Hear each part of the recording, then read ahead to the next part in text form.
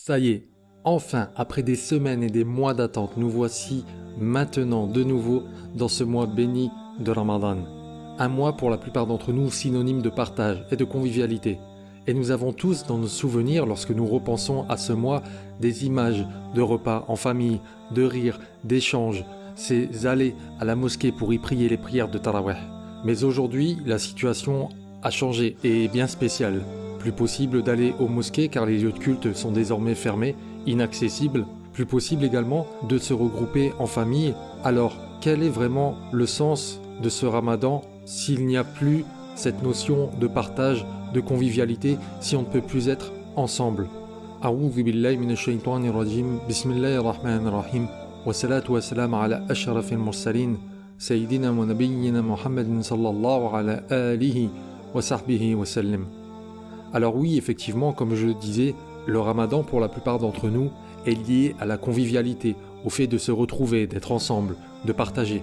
Néanmoins, est-ce vraiment là le but de Ramadan ou bien est-ce un bénéfice de ce mois béni? Est-ce un bénéfice de ce jeûne du fait que nous soyons tous dans le même état, que nous partagions tous cette même adoration? Eh bien en fait, si l'on questionne 50 personnes sur pourquoi faites-vous Ramadan, quel est le but de votre jeûne, il est possible que l'on ait des dizaines, voire même 50 réponses différentes.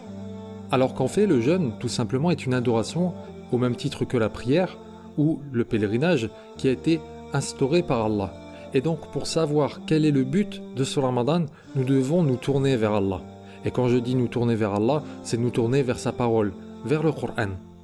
Et Allah nous dit dans le Coran, « Ya ayyuhalladhina amanu » ô vous qui croyez.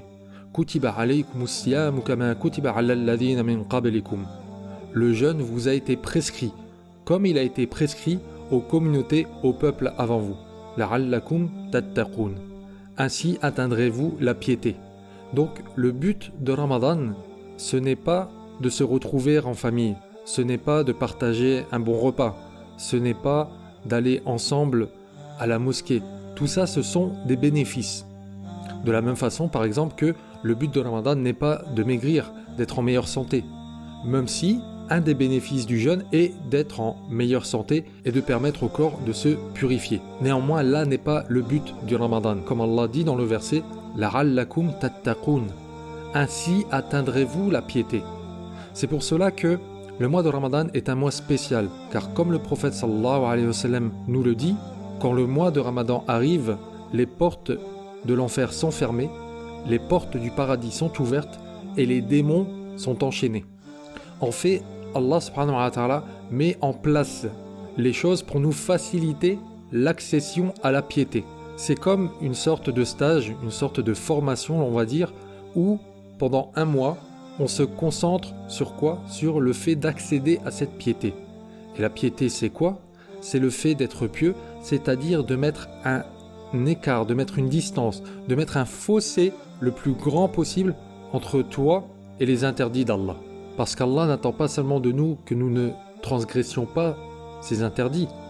Il veut que nous nous en éloignions. C'est pour cela qu'Allah dit « Wala taqrabu zina » et ne vous approchez pas de la fornication, de l'adultère. Ne vous approchez pas. Allah n'a pas dit « ne faites pas ».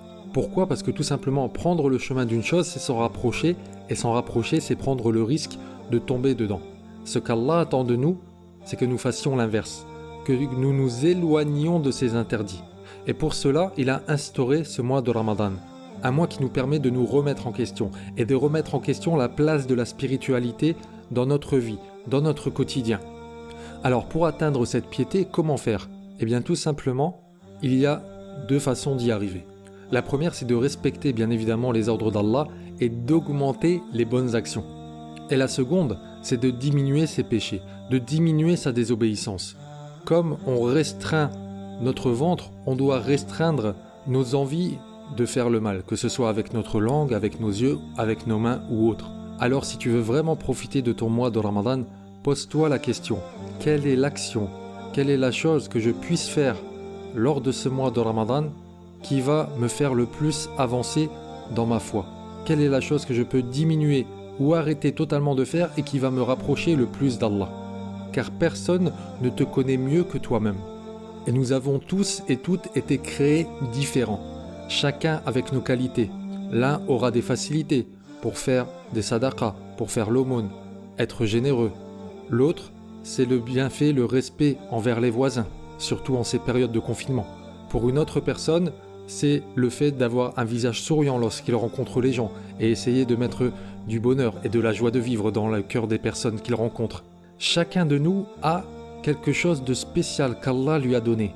Alors plutôt que de chercher à ressembler à tel ou à tel, sois pleinement toi-même et exploite au maximum cette qualité qu'Allah t'a donnée, ce don qu'Allah t'a donné, et utilise-le pour rendre Allah content de toi et atteindre le but de ce Ramadan, te rapprocher d'Allah en utilisant ce qu'il t'a donné pour accéder à lui.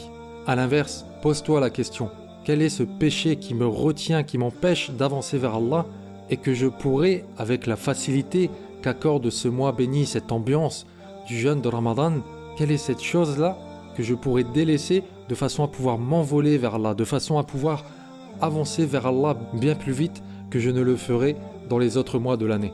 Donc en fait, coronavirus ou pas, confinement ou pas, le but de Ramadan reste le même. La'allakum tattaqoun. C'est un mois où notre mission doit être de nous rapprocher d'Allah.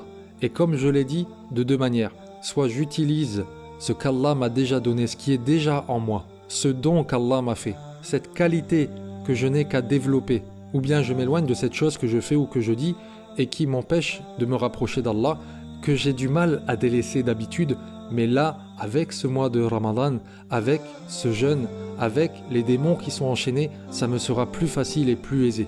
Donc oui, le mois de Ramadan est un mois de partage. Oui, le jeûne de Ramadan a un effet bénéfique sur le corps. Oui, jeûner nous permet de nous rapprocher des plus pauvres en goûtant un peu, si je puis dire, à ce qu'ils vivent au quotidien. Mais ce n'est pas là le but de Ramadan. Le but de Ramadan, c'est d'utiliser encore une fois ce qu'Allah nous a donné, d'utiliser cette occasion. Pourquoi ? Pour se rapprocher de lui. C'est un stage, c'est une formation d'un mois, de 29 ou 30 jours, pendant lesquels les actions sont décuplées, pendant lesquels les portes de l'enfer sont fermées, pendant lesquelles les portes du paradis sont ouvertes, pendant lesquelles les démons sont enfermés. La voie est libre. Alors fonce vers ton Seigneur, fonce vers les actions de bien, utilise cette qualité qu'Allah t'a donnée, sois pleinement et complètement toi-même, exprime-toi, utilise cette capacité qu'Allah t'a donnée, ce pouvoir de faire le bien pour toi et les autres. J'espère que cette courte vidéo vous aura plu et vous sera utile. Ramadan Mubarak, je vous souhaite un Ramadan béni à tous et à toutes. N'hésitez pas à partager cette vidéo si elle vous a été utile ou si vous pensez qu'elle pourrait être utile à quelqu'un. Wa assalamu alaikum wa rahmatullahi wa barakatuh.